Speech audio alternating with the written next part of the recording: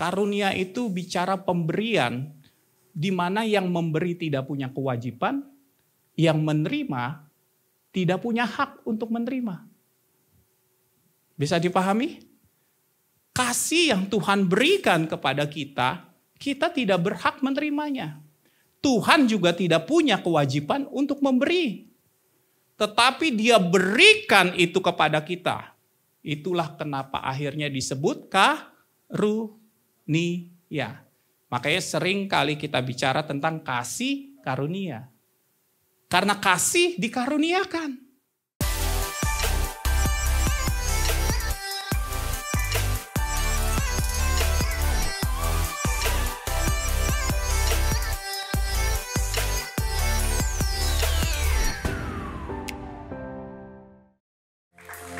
Shalom. Ya, silakan duduk Bapak Ibu, saudara-saudara sekalian. Luar biasa. Iya.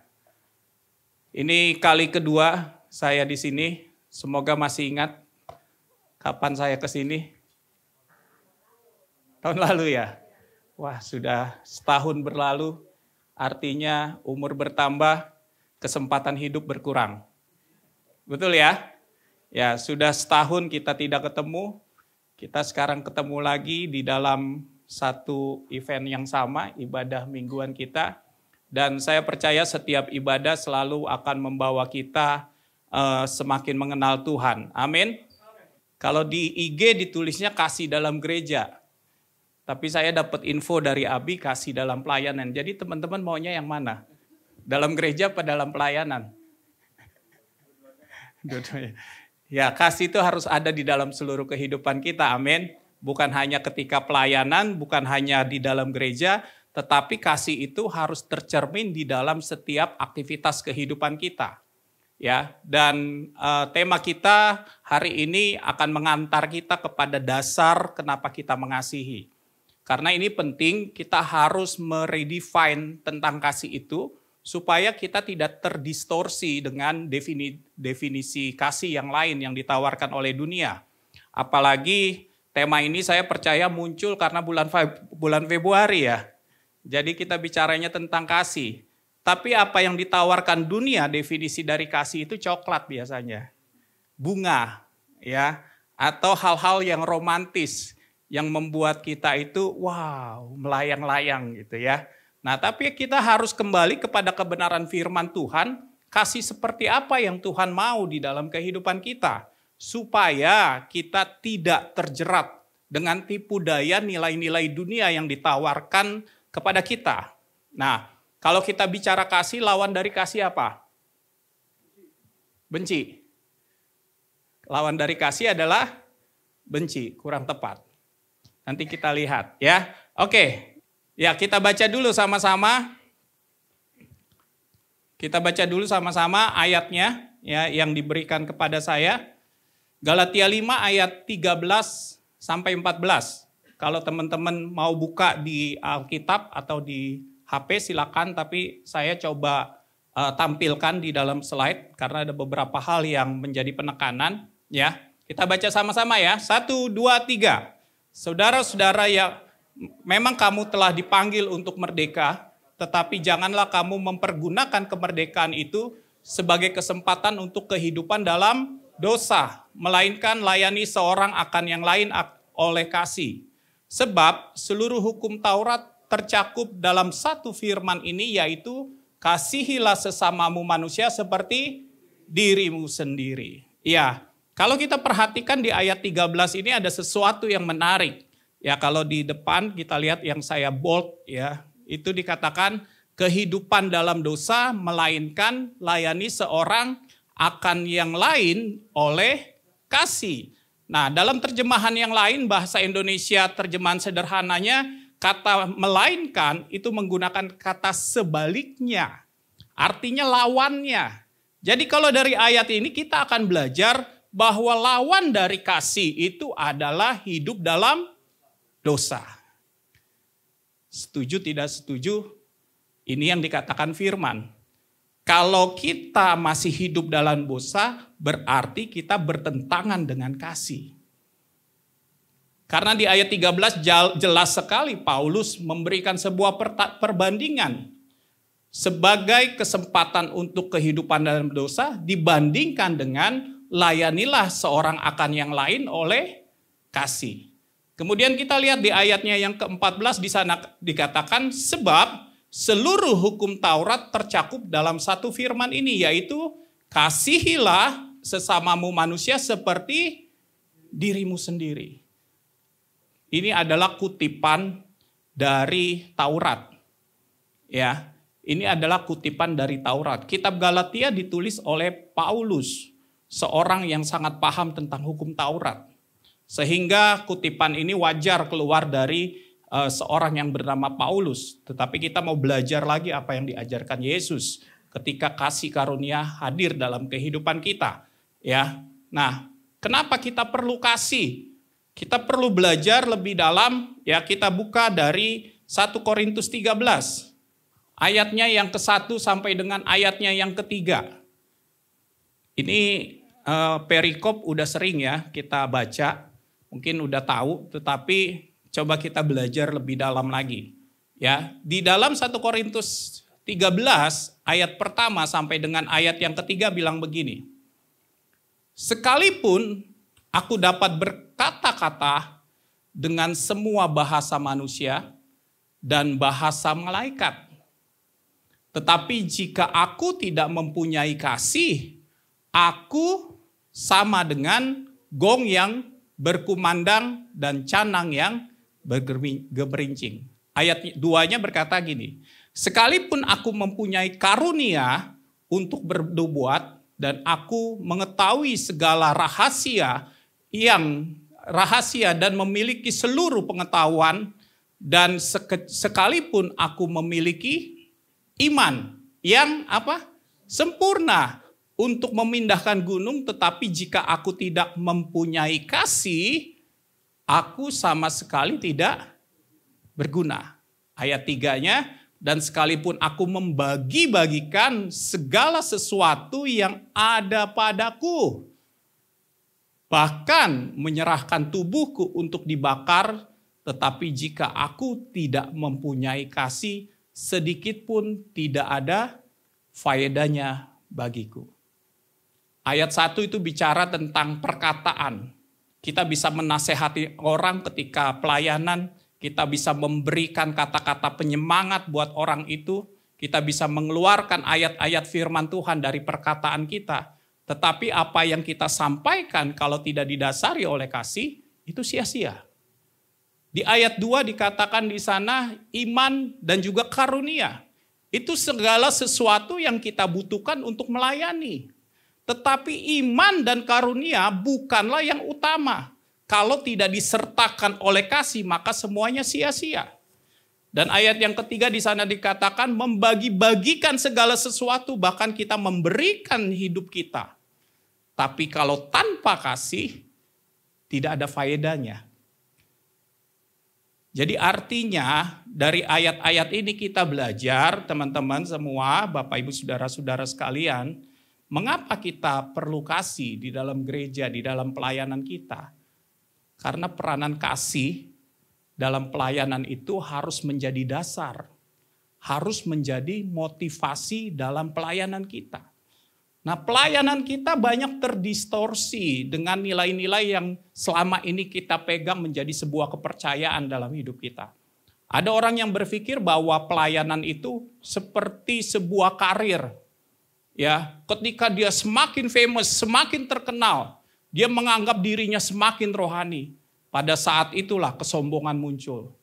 Dia merasa dia punya kemampuan dan akhirnya melayani hanya karena eksistensi. Belum lagi hal-hal lain ya yang melatar belakangi kita melayani, tetapi ternyata itu bukan kasih. Sama seperti kisah di Korintus tadi, segala sesuatu itu menjadi sia-sia karena bukan didasari atau dimotivasi oleh kasih. Nah, saudara-saudara sekalian perhatikan baik-baik apa yang kita sudah lakukan, pelayanan kita selama ini, apakah didasari oleh kasih, atau karena ambisi, atau karena ego kita, atau karena kita sedang melakukan rutinitas tanpa kita memahami apa yang seharusnya mendasari pelayanan kita. Nah, sekarang kita belajar ya. Yang saya maksud dengan kasih itu apa? Yang saya maksud dengan kasih di sini supaya kita tidak salah definisi, yang saya maksud dengan kasih di sini kita baca dari 1 Korintus lagi balik ya. Ayatnya sekarang yang keempat sampai dengan ayatnya yang ke-9. Bisa kita buka, saya nggak tampilkan karena panjang ya, tetapi saya mau kita sama-sama belajar di sini. Ya. 1 Korintus 13 dari mulai ayatnya yang keempat sampai dengan ayatnya yang ke-9 ya. Oke, di situ dikatakan pertama kasih itu apa? Sabar. Jadi kalau orang tidak sabar artinya lawan dari kasih. Artinya dosa. Bisa dipahami? Bisa? Jadi lawan dari kasih bukan sekedar benci. Engkau tidak sabar di dalam pelayanan, engkau bertentangan dengan kasih. Sepakat sama saya? Ya. Kasih itu murah hati.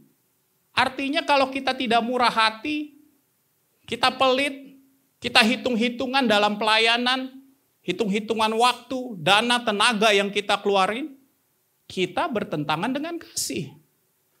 Karena dari sini kita mendapatkan definisi bahwa kasih itu murah hati. Ia tidak cemburu, nggak iri hati dia. Melihat orang lain punya pelayanan lebih bagus, dia nggak iri hati.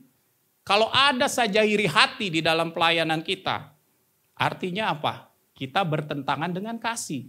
Dan itulah yang disebut Paulus sebagai dosa. Segala sesuatu yang tidak sama dengan yang didefinisikan di dalam 1 Korintus 13 ini, dari mulai ayat yang keempat sampai dengan ayatnya yang ke-9, kita bertentangan dengan kasih. Jadi ternyata lawan dari kasih bukan sekedar benci. Ya, tetapi segala sesuatu yang tidak sesuai dengan definisi yang disampaikan oleh Paulus di dalam Korintus ini, itulah lawan dari kasih. Mungkin teman-teman berpikir, saya nggak pernah benci orang. Ya, mungkin kita nggak pernah benci orang, tapi mungkin kita pernah nggak sabaran. Ya, ia tidak memegahkan diri dan tidak sombong. Perasaan saya nggak pernah sombong, tapi kalau dikulik dalam hati, ada sih sedikit sombong-sombongnya. Ketika pelayanan dipuji orang, ketika mendapat apresiasi dari orang, kemuliaan bukan untuk Tuhan, tapi untuk kita. Kita menerima upah kita dari rasa sombong yang muncul sebersit saja di dalam hati kita. Karena itu sudah bertentangan dengan kasih. Ia tidak melakukan yang tidak sopan. Ia tidak mencari keuntungan diri sendiri. Adakah kita melayani untuk mencari keuntungan diri sendiri? Yang jelas-jelas tuh kadang kalau PK, persembahan kasih, saya nggak tahu di sini ada persembahan kasih nggak. Tapi persembahan kasih kadang jadi motivasi untuk orang melayani. Saya sampai akhirnya melatih diri saya, Bapak Ibu Saudara sekalian. Setiap persembahan kasih yang saya terima dari tahun 2015, sekarang tahun berapa nih? Udah 10 tahun. Saya kumpulin amplopnya, saya taruh di laci. Nggak pernah saya buka, saya udah nggak tahu itu dari gereja mana, saya nggak tahu nilainya berapa. Satu kali anak-anak saya buka. Ya, dibuka, dikumpulin, wow, jumlahnya lumayan. Akhirnya kami masukkan, taruh di rekening. Kita siapin buat pelayanan. Supaya apa? Saya menjaga hati saya. Orientasi saya bukan di situ. Saya melayani dasarnya harus dari kasih. Dan saya juga melatih anak-anak saya untuk bisa menghargai yang namanya persembahan kasih itu. Bukan supaya memotivasi pelayanan. Jadi kalau dulu saya buka, wah nilainya segini, wah gereja ini pelit, PK-nya kecil. Wah kalau gereja ini, wah gede, besok waktu diundang gereja yang kecil, aduh males nih. PK-nya kecil. Tapi kalau diundang sama yang PK-nya besar, persembahan kasihnya besar, semangat. Ya. Bisa memahami apa yang menjadi kondisi kejiwaan saya pada saat-saat seperti itu? Akhirnya saya paksakan diri saya tidak perlu PK. Saya simpen semua sampai penuh lacinya. Dari 2015. Dan itu masih saya lakukan sampai hari ini. Sampai hari ini. Anak saya yang paling besar jadi bendahara. Setiap kali saya pelayanan, dapat amplop, saya nggak pernah buka, saya nggak tahu dalamnya berapa, saya kasih ke anak saya. Masuk ke dalam rekening khusus yang sudah disediakan. Kadang kita perlu kayak begitu Bapak Ibu Saudara sekalian. Untuk menjaga hati kita tidak dicemari oleh hal-hal yang tidak seharusnya ada di dalam diri kita untuk melayani Tuhan. Karena tanpa sadar seringkali kita melayani sebetulnya untuk mencari keuntungan diri sendiri. Persembahan kasih salah satunya. Itu materi. Yang tidak materi, keegoisan kita, eksistensi kita, itu kepentingan diri sendiri. Mau dipuji orang, mau tampil. Perhatikan baik-baik, Tuhan mengkoreksi dari hal-hal yang besar sampai kemudian nanti hal-hal yang kecil dalam diri kita. Pernah lihat orang buat patung, Bapak Ibu Saudara sekalian, dari bongkahan yang besar, ya, kemudian nanti akan dikikis gumpalan-gumpalan yang besarnya. Ketika sudah kelihatan bentuknya, yang dikikis bukan gumpalan besarnya lagi, tetapi sudah presisi untuk membentuk detail-detail di dalam patung itu. Itulah yang Tuhan akan kerjakan untuk membuat kita menjadi serupa seperti Kristus. Engkau mungkin sudah tidak membunuh lagi. Engkau mungkin sudah tidak berzina. Engkau mungkin sudah tidak mencuri lagi. Tetapi egoismu masih ada, tidak sabaranmu masih ada. Sombongmu masih ada. Itu hal-hal yang tidak kelihatan yang adanya di dalam hati. Yesus hadir untuk mengkoreksi bahkan sampai yang di dalam hati. Amin. Itulah perlunya kita belajar tentang kebenaran firman Tuhan. Supaya hal-hal yang tidak kelihatan itu dikoreksinya dari dalam. Makanya Ibrani 8 ayat 10, Ibrani 10 ayat 16 bilang apa? Di dalam diri kita, di hati dan pikiran kita, Tuhan berikan hukumnya. Kenapa? Supaya hukum itu menjadi indikator. Apakah kita sedang bertentangan dengan kebenaran firman di dalam diri kita atau tidak? Karena ketika Allah memberikan firman-Nya dalam diri kita, maka yang dikoreksi bukan tindakannya, tetapi hatinya. Banyak orang putus asa karena berusaha merubah tindakan. Padahal hatinya belum dirubah. Makanya akhirnya kamuflase, timbul kemunafikan di dalam pelayanan. Berusaha baik, salaman senyum, tapi hatinya kita nggak tahu. Halo, kita lanjut ya. Oke, masih banyak lagi definisi yang lain ya. Teman-teman bisa baca 1 Korintus 13 ayat 4 sampai 9 ini. Tetapi nanti di situ kita akan melihat bahwa lawan dari kasih bukan hanya sekedar benci. Segala sesuatu yang bertentangan dengan yang didefinisikan di dalam 1 Korintus ini, itulah lawan dari kasih. Oke, selanjutnya. Kalau kita bicara kasih, siapa yang paling pantas sebagai orang atau pribadi tempat kita belajar kasih? Yang pantas adalah Yesus. Itu role model kita, nggak ada yang lain. Yohanes 3 ayat 16 bilang begini, karena begitu besar kasih Allah akan dunia ini, sehingga ia telah mengaruniakan anaknya yang tunggal, supaya setiap orang yang percaya kepadanya tidak binasa, melainkan beroleh hidup yang kekal. Teman-teman hafal ayat ini, tetapi hari ini kita mau belajar Dari ayat ini kita menemukan motivasi pelayanan Yesus itu adalah kasih. Kalau bukan karena kasihnya kepada orang-orang berdosa, kalau bukan karena kasihnya yang besar itu kepada kita, kepada dunia ini, dia nggak mungkin hadir dalam dunia. Artinya apa? Itulah latar belakang kehadiran Yesus. Itulah dasar pelayanan Yesus ada di dalam dunia. Karenakah kasih. Engkau bangun pagi-pagi, persiapan untuk ibadah, pastikan itu karena kasih-Mu. Engkau berdiri di sini pelayanan di mimbar, pastikan itu karena kasih.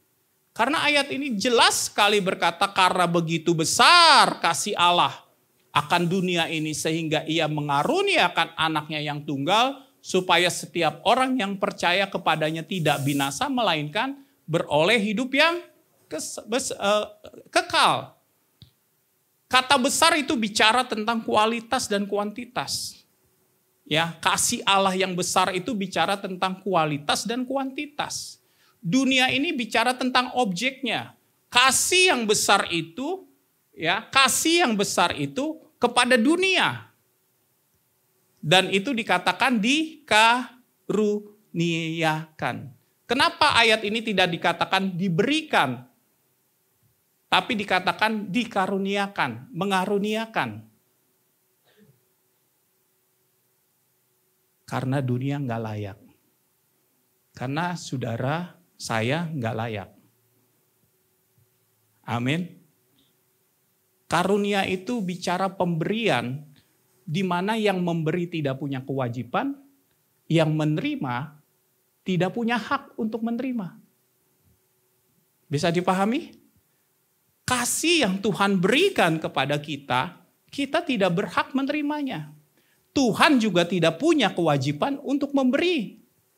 Tetapi Dia berikan itu kepada kita. Itulah kenapa akhirnya disebut karunia. Makanya sering kali kita bicara tentang kasih karunia. Karena kasih dikaruniakan. Bisa dipahami?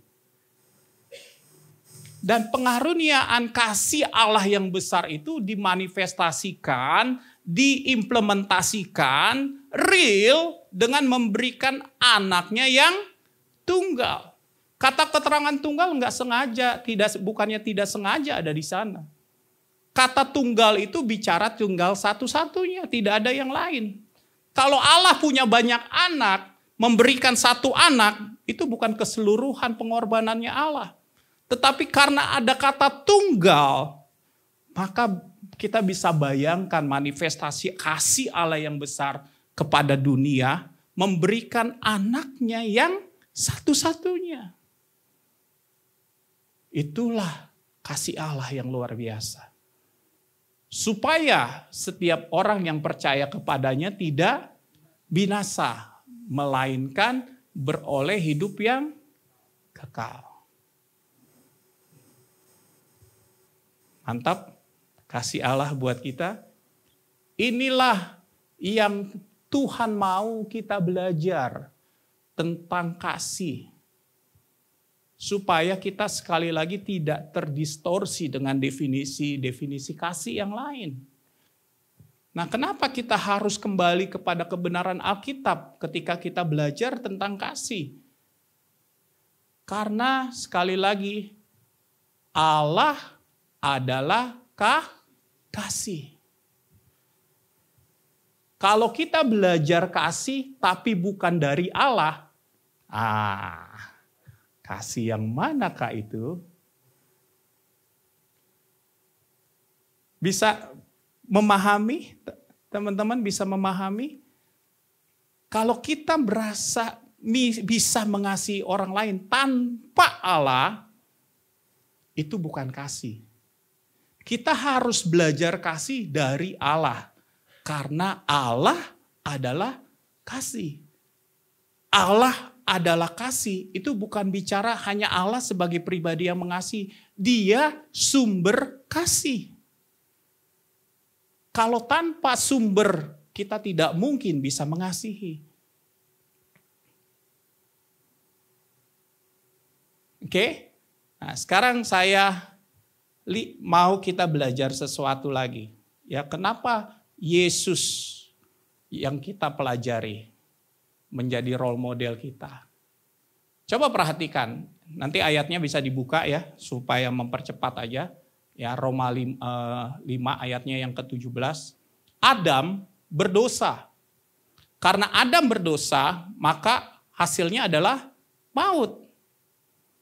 Tapi Yesus karena kasih, maka akan menghasilkan hidup. Barang siapa yang percaya kepada Dia, tidak binasa, melainkan beroleh hidup yang kekal. Inilah perbandingan Adam dengan Yesus sebagai Adam yang kedua. Adam berdosa menghasilkan maut. Yesus mengasihi menghasilkan hidup. Pastikan pelayananmu memberi hidup buat orang. Karena kalau kita memberikan kasih Yesus buat orang lain di dalam pelayanan kita, kita memberi dampak buat orang lain, memberikan kehidupan. Kehidupan yang saya maksud bukan sekedar hidup di dunia, tetapi kasih Yesus itu berdampak kepada kekekalan. Bukan hanya mencukupi kebutuhan kita sekedar hidup di dalam dunia 70-80 tahun. Tetapi berdampak kepada kekekalan. Itulah hidup yang sesungguhnya. Nah, pastikan pelayananmu dimotivasi oleh kasih dan akhirnya bisa mengubah hidup orang lain. Dia memahami tentang artinya juru selamat. Orang yang kita layani akhirnya menerima Yesus. Orang yang kita layani akhirnya percaya kepada Yesus. Dia diselamatkan, dia memperoleh hidup yang kekal. Sampai sini bisa dipahami, teman-teman? Yesus adalah role model yang tepat untuk kita belajar kasih. Karena Dia sudah memberikan hidupnya sebagai bukti kasihnya kepada kita.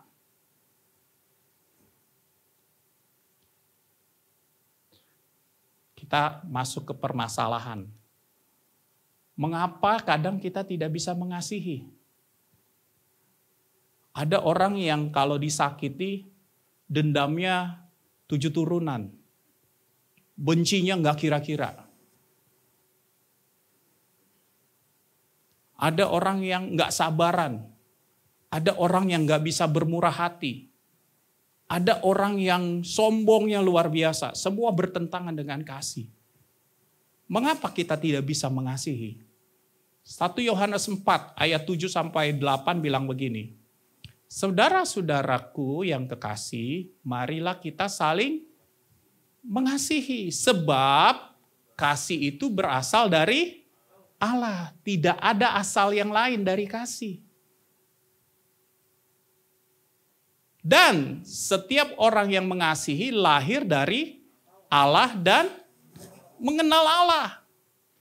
Perhatikan kalimat terakhir, barang siapa tidak mengasihi, ia tidak mengenal Allah, tidak genosko dengan Allah, tidak membangun hubungan dengan Allah. Sebab Allah adalah kasih. Artinya, ketika engkau sedang tidak mengasihi, engkau terputus dari Allah, sang sumber kasih itu. Kalau sampai hari ini engkau punya dendam, punya benci, engkau punya amarah, hal-hal segala sesuatu yang bertentangan dengan definisi kasih dalam 1 Korintus. Engkau sedang terpisah dengan Allah. Sang sumber kasih itu. Kemudian bagaimana kita ketika terpisah, kita bilang kita sedang melayani Tuhan. Halo? Tapi aktivitasnya kita lakukan. Tetap nyanyi, main musik, jadi PJ. Aktivitasnya kita lakukan. Padahal kita sedang terpisah dari Allah, sang sumber kasih. Karena kita tidak pernah mengkoreksi hati. Kita hanya memperhatikan apa yang kita lakukan. Kita fokus kepada tindakan tanpa kita mengkoreksi hati kita. Hari ini kita belajar. Teman-teman sekalian, kasih itu menjadi sangat penting di dalam pelayanan kita. Karena itu juga indikator apakah kita terhubung dengan Allah atau tidak. Apakah kita mengenal Allah atau tidak? Lucu kan kalau kita bilang melayani Tuhan tapi kita nggak kenal siapa yang kita layani. Amin. Mengenal, membangun hubungan, ginoso, memiliki interaksi dengan Allah, terkoneksi dengan sumber itu. Jadi di sini kita mengerti penyebab dari kenapa hati kita masih tidak bisa mengasihi orang lain. Karena kita terputus dari sumber.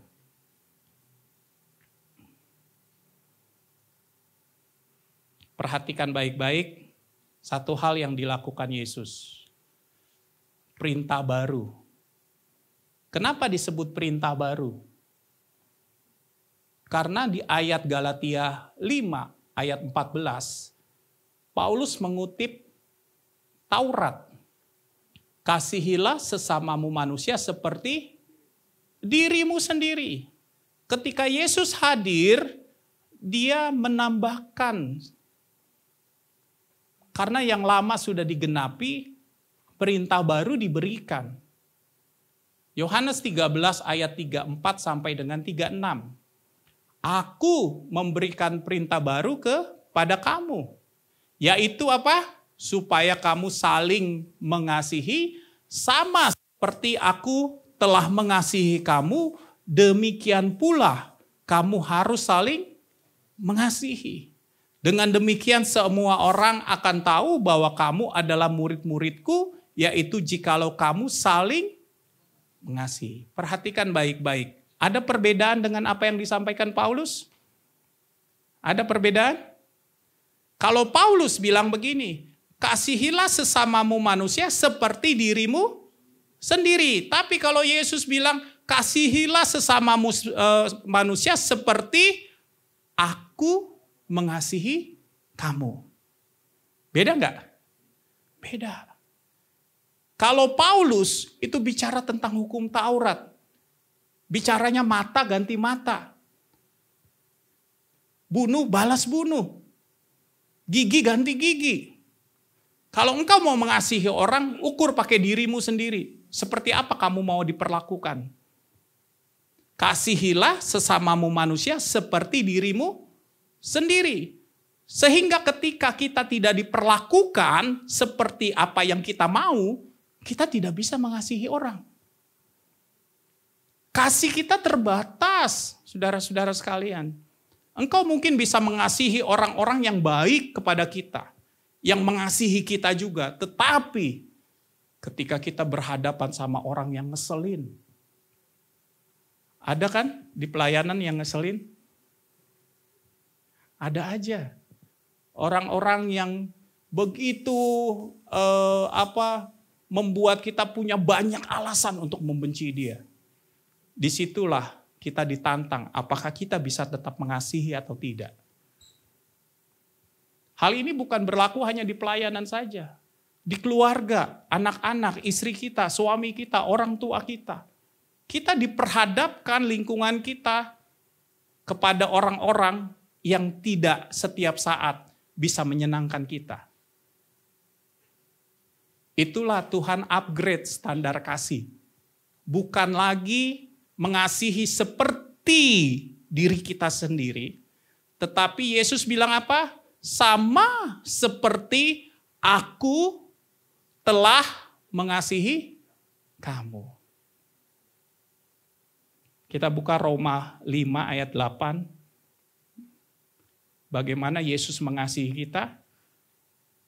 Roma 5 ayat 8 bilang begini. Tetapi Allah menunjukkan kasih-Nya kepada kita oleh karena Kristus telah mati untuk kita ketika kita masih wow. Tunggu. Dia mengasihi kita bukan ketika kita udah pelayanan. Bukan ketika kita jago main musik di gereja. Kita bisa khotbah, enggak. Dia menunjukkan kasih-Nya ketika kita masih wow. Ini sesuatu yang berbeda ini. Sehingga akhirnya kita paham kenapa orang paling ngeselin sekalipun tetap kita harus kasih. Karena perintahnya sama seperti aku telah mengasihimu, kata Yesus. Kapan itu? Ketika engkau masih berdosa, aku udah mengasihi kamu. Wow. Nggak ada alasan lagi untuk membenci orang, nggak suka sama orang. Nggak ada alasan lagi kita ya memegang ego kita untuk tidak mengasihi orang. Dan kalimat ini jelas, ini bukan anjuran. Kata Yesus, ini perintah. Jangan pertimbangkan dalam hatimu, ini perintah. Tapi dia ngeselin banget, ini perintah. Dia udah bikin kesalahan banyak, ini perintah. Perintah.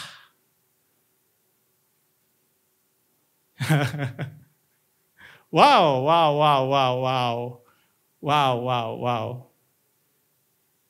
Bisa kita lakukan ini? Bisa kita lakukan ini? Halo? Belajar sesuatu hari ini? Teman-teman belajar sesuatu?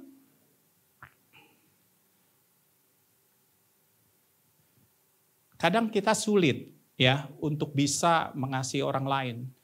Karena ternyata akarnya itu adalah kita salah mengikuti Yesus. Waktu kita percaya sama Dia, kita punya konsep yang salah.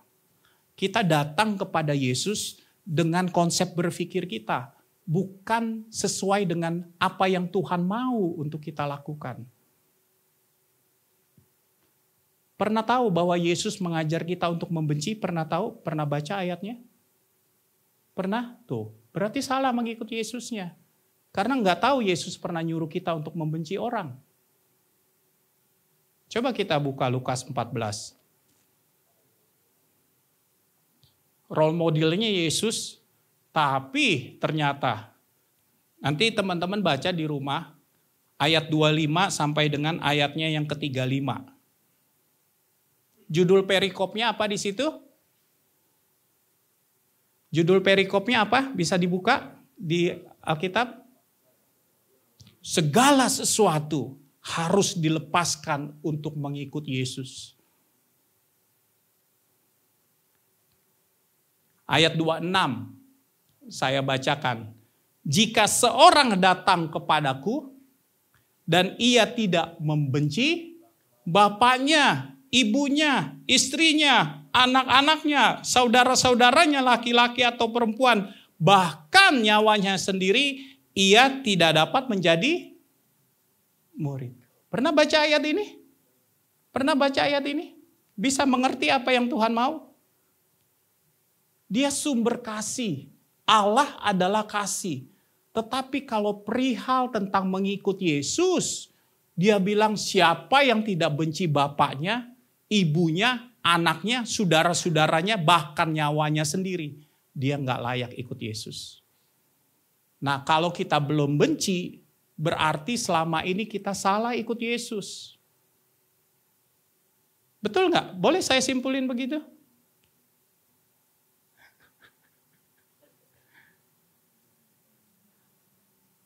Oke? Mulai timbul keingintahuan. Saya datang sama istri saya hari ini. Saya kasih contohnya ya. Mah bisa maju sini mah. Ini istri saya. Biar teman-teman tahu ya. Saya butuh Abi.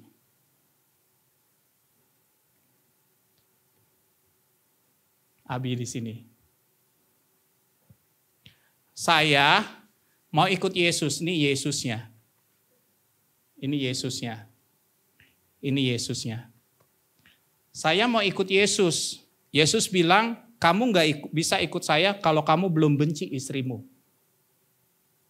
Saya harus benci istri saya supaya saya bisa ikut Yesus.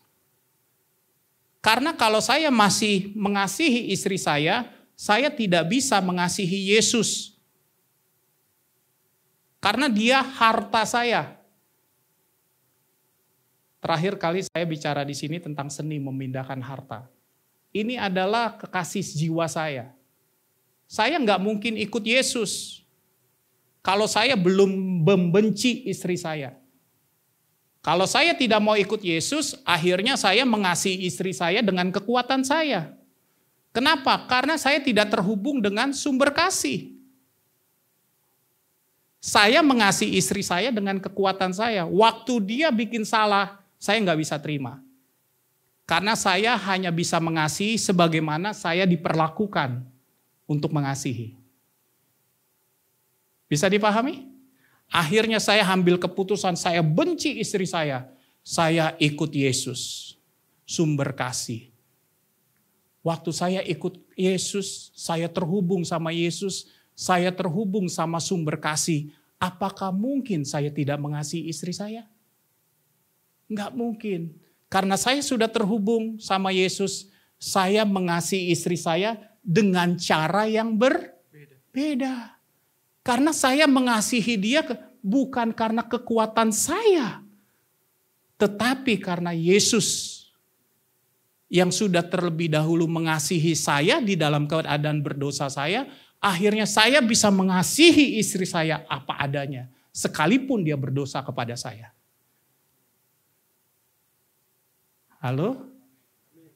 Makanya ikut Yesus, lepasin dulu semua. Apa yang menjadi kekasih di dalam hidupmu, apa yang menjadi harta dalam hidupmu, termasuk egomu sendiri. Tinggalin itu semua, datang sama Yesus, melekat sama Yesus. Dia sumber kasih. Setelah itu engkau mengasihi orang-orang yang engkau layani, bukan dengan kekuatan kasihmu. Tetapi karena Yesus yang memberikan kemampuan untuk mengasihi sekalipun orang itu berdosa. Terima kasih. Bisa dipahami? Makanya ayat 3-3-nya nanti teman-teman akan menemukan satu kalimat yang luar biasa. Ayat 33-nya dari Lukas 14, demikian pula lah tiap-tiap orang di antara kamu yang tidak melepaskan diri dari segala miliknya tidak dapat menjadi muridku. Allah itu pencemburu di dalam kasih-Nya. Jangan ada harta lain dalam hidupmu. Pastikan dia satu-satunya. Maka dari itu kasih Allah akan melimpah dalam hidup kita untuk bisa mengasihi orang. Sekalipun orang itu orang yang tidak layak untuk dikasihi. Makanya disebut kasih karunia. Yang menerima tidak berhak, yang memberikan tidak punya kewajiban. Amin. Hari ini belajar definisi baru dari kasih. Amin. Kita bedah lebih dalam kasih apa? Kasih itu apa? Supaya kita tidak terdistorsi oleh definisi-definisi kasih yang ditawarkan oleh dunia ini. Oke.